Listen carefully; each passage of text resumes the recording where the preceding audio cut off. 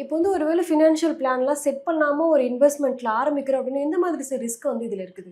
So risk என்ன அப்படின்னு பார்த்தீங்கன்னா, ஒரு முதலீட்டு முடிவுகள் அப்படிங்கிறது வந்து ஒரு ஃபினான்ஷியல் பிளானிங் பண்ணாமல் பண்ணுறாங்க அப்படின்னால், அதில் ரிஸ்க் அப்படிங்கிறது வந்து நிறைய விதத்தில் இருக்குது. என்னென்ன விதத்தில் ரிஸ்க் இருக்குது அப்படின்னு பார்த்தீங்கன்னா, முதல்ல வந்து சூட்டபிலிட்டி.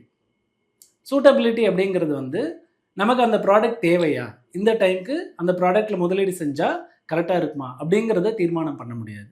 ரெண்டாவது வந்து லிக்விடிட்டி அப்படின்னு சொல்லுவோம். லிக்விடிட்டினா நமக்கு தேவையான பொழுது அந்த பணம் நமக்கு கிடைக்கணும். ஸோ பணமும் சாப்பாடும் அந்த டைமில் தேவையான பொழுது கிடைச்சாதான் அதோட யூஸ் இருக்கும். ஸோ லிக்விடிட்டி ரிஸ்க் அப்படிங்கிறது செகண்ட் ரிஸ்க். தேர்டு வந்து பார்த்தீங்கன்னா சேஃப்டி. ஸோ இப்போ நமக்கு வந்து பணம் வந்து 6 மாதத்தில் தேவையாக இருந்ததுன்னா, அதை கொண்டு போய் நம்ம வந்து ஒரு ஈக்விட்டிலேயோ இல்லை வந்து ஒரு மியூச்சுவல் ஃபண்ட்ஸ்லேயோ ஒரு ரிஸ்கியான இன்வெஸ்ட்மெண்ட்ஸில் முதலீடு பண்ணுறோம்.